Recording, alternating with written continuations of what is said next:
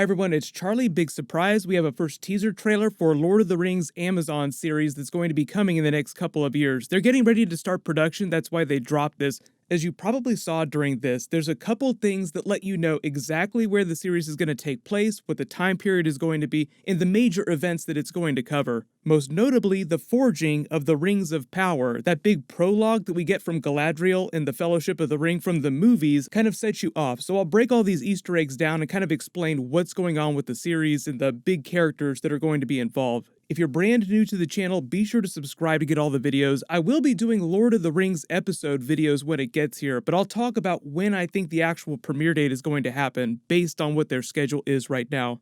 They also kind of dropped this to let you know what the creative team is going to be. They just want to let you know that they have some really hardcore people on the team. Tom Shippey you'll probably recognize from all the bonus features on all the Lord of the Rings movies. He's the person on the team that can answer pretty much any obscure question about Tolkien lore or Tolkien himself that you would want to know. And then, of course, you'll recognize John Howe. He was also featured on some of the Lord of the Rings bonus features from the movies. Peter Jackson went to him really early on during development of the original Lord of the Rings movies to start developing concept art so that they could give it to all the production people that were building the sets, doing the costumes. So he has a big role in informing what the series will actually look like when they start to build it out.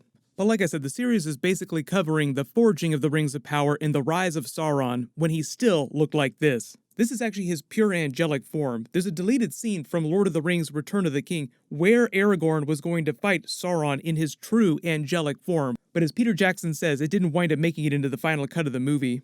It was Anatar, which is a representation of Sauron as he is in his true angelic form, not in the destroyed sort of evil force that inhabits the rest of the film. It was the form he took when he managed to fool the elves into actually creating the ring. One of his great powers is shape-shifting, so he can make himself look like whatever he wants to look like. So there's a really good chance we see a version of Sauron walking around on the TV show looking kind of like this. As we see, they tell us the series takes place during the Second Age. There was a funny moment at the TCAs during their big panel when they revealed this, because someone in the crowd who knew their Tolkien was like, the Second Age covers 3,000 years worth of history. When is it actually going to take place? The funny thing is that most of the important people during this period are all from very long-lived races. You either have elves who are functionally immortal unless they choose to die. You have the Númenóreans, which descend from elves, so they live way longer than normal humans. Like you look at Aragorn here, he descends from the Númenóreans. During the events of the Lord of the Rings series, he's over 100 years old, even though he looks like he's still in his late 30s, early 40s. So it's not a Game of Thrones situation where you have characters who are normal humans aging 1 year at a time every year that your series airs. I'm expecting them to use some of the same storytelling tricks that they used with the movies, where you bookend the series with two major wars, two major events. They did the exact same thing with the Game of Thrones series, where you begin with the events of Robert's Rebellion that takes place before the beginning of the first episode. Then by the end, you have this giant war for the Dawn. In the Lord of the Rings movies, that begins with the big war at the end of the Second Age, where Isildur is able to chop the ring off of Sauron's hand. That marks the end of the Second Age and the beginning of the Third Age, when Frodo finally destroys the Ring of Power in Mount Doom and they finally defeat Sauron. That marks the end of the Third Age and the beginning of the Fourth Age. So there's all this history that goes back to the First and Second Ages that we haven't really seen yet. What I'm hoping is that they start the series with a prologue that's the end of the First Age, the beginning of the Second Age. That war was the final war against Melkor. His forces were scattered. Melkor's spirit was banished to the void, and Sauron sort of filled the power vacuum that was left. He's like, oh, well, my boss isn't around. I'm seeking more power, so why don't I take his place? For about the first half of the Second Age, Sauron slowly built his forces up.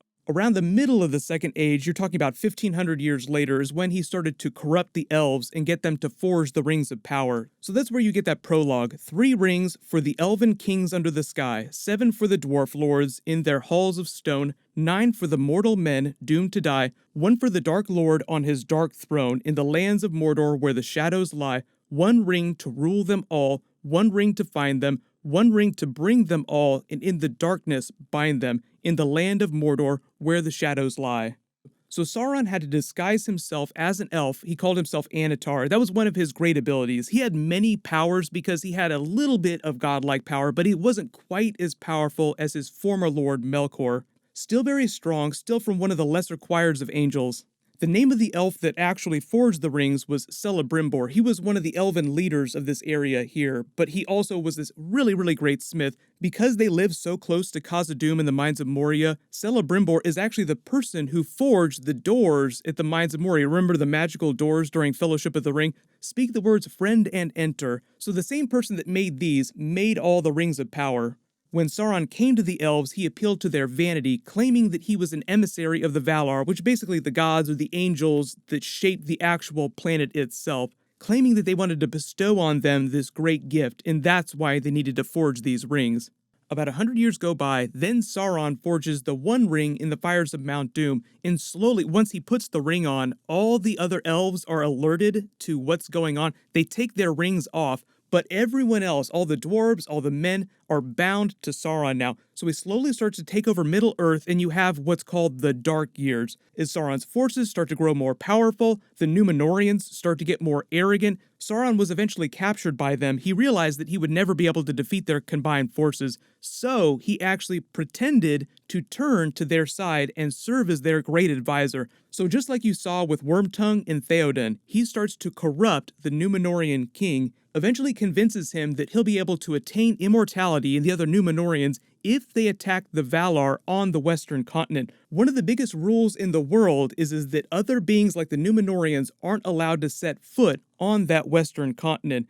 So Sauron gets them to break that rule. They try to start a war, and Eru, god above all, strikes down the Númenórean continent. He literally reshapes the earth so that the ocean rises up and swallows it. The fall of Númenor was kind of like the sinking of Atlantis, or if you're talking about Game of Thrones, the doom of Valyria. You have this epic cataclysm that completely destroys a nation of people, but a couple of them did flee to Middle-earth and survived. That's where you get Aragorn. He actually descends from the Númenórean kings.